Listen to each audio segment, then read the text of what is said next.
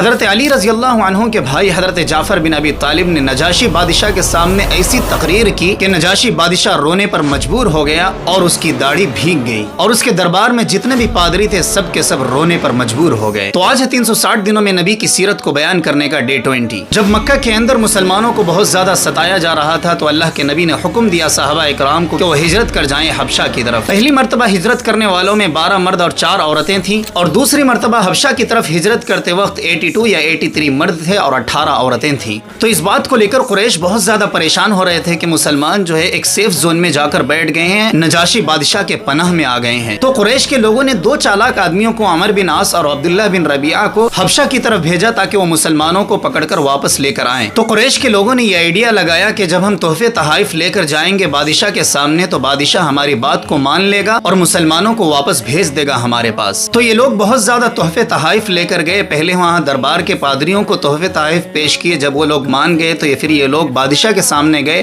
اور بادشاہ کو بڑے بڑے تحفوں سے نوازا اور کہنے لگے کہ ہمارے یہاں سے جو ہے کچھ نوجوان ناسمجھ لوگ آپ کے یہاں پر پناہ لے لیے ہیں، لہٰذا آپ انہیں چھوڑ دیں، کیونکہ ان لوگوں نے ہمارے دین کو بھی چھوڑ دیا ہے اور آپ کے دین میں بھی یہ لوگ داخل نہیں ہوئے ہیں، ایک نیا ہی دین ایجاد کر لیا ہے انہوں نے۔ جب ان لوگوں نے پوری بات کہہ دی تو بادشاہ نے مسلمانوں کو بلایا اور انصاف کے ناطے مسلمانوں سے بھی جو ہے اپنی بات کو رکھنے کے لیے کہا۔ تو اس وقت مسلمانوں کے سردار حضرت جعفر بن ابی طالب جو حضرت علی رضی اللہ عنہ کے بھائی ہیں، لوگوں نے ان کو سامنے بڑھایا بادشاہ سے بات کرنے کے لیے۔ تو حضرت جعفر بن ابی طالب نے ایسی بہترین تقریر کی بادشاہ کے سامنے کہ اے بادشاہ، ہم جاہل قوم تھے، مردار کو کھاتے تھے، بتوں کی پوجا کرتے تھے، اپنی بچیوں کو زندہ درگور کر دیتے تھے۔ تو حضرت جعفر بن ابی طالب نے اسلام کی اور بھی بہت سارے احکام اور خوبیوں کو گنایا اور اس کے بعد کہا کہ اس لیے ہم اللہ کے نبی پر ایمان لائے کیونکہ وہ ہمیں ایک اللہ کی عبادت کرنے کو کہتا ہے، جس کی وجہ سے ہمیں مکے والے بہت زیادہ ستایا کرتے تھے، مارا پیٹا کرتے تھے، اس لیے ہم لوگ تنگ آ کر مکے کو چھوڑ کر حبشہ کی طرف ہجرت کر گئے اور آپ کے بارے میں ہم نے سنا ہے کہ آپ بہت ہی ایک انصاف پسند بادشاہ ہیں۔ جب یہ ساری باتیں نجاشی نے سنی تو اس کے بعد کہا کہ تم جو ہے کچھ قرآن کی آیتیں پڑھ کر مجھے سناؤ۔ تو حضرت جعفر بن ابی طالب رضی اللہ عنہ نے سورہ مریم کی تلاوت کرنا شروع کر دیے، جس کی وجہ سے بادشاہ اور اس کے تمام درباری جو ہے رونے پر مجبور ہو گئے اور ان کی داڑیاں جو ہے تر ہو گئیں۔ اس کے بعد نجاشی بادشاہ نے بھی یہ اقرار کر لیا کہ یہ کلام اور جو حضرت عیسیٰ علیہ السلام پر جو نازل ہوا تھا وہ کلام، یہ دونوں ایک ہی شمع کے اجالے ہیں۔ اس کے بعد بادشاہ نے قریش کے ان 2 نوجوانوں کو بلا کر کہا کہ واللہ تم لوگ یہاں سے چلے جاؤ، میں اللہ کی قسم کھا کر کہتا ہوں ان کو تمہارے حوالے میں کسی حال میں بھی نہیں کروں گا۔ اس کے بعد بادشاہ نے مسلمانوں سے کہا کہ اگر مجھے سونے کا پہاڑ بھی مل جائے تب بھی مجھے گوارا نہیں کہ میں مسلمانوں کو ستاؤں۔ اس کے بعد بادشاہ نے ان 2 نوجوانوں کو بلایا اور درباریوں سے کہا کہ ان کے سارے تحفے ان کو واپس کر دیے جائیں، ان کو لوٹا دیے جائیں۔ تو نیکسٹ ویڈیو میں ہم جانیں گے کہ قریش کے جب سارے ٹرک فیل ہو گئے تو انہوں نے نبی کو جو ہے قتل کرنے کی سازش کی۔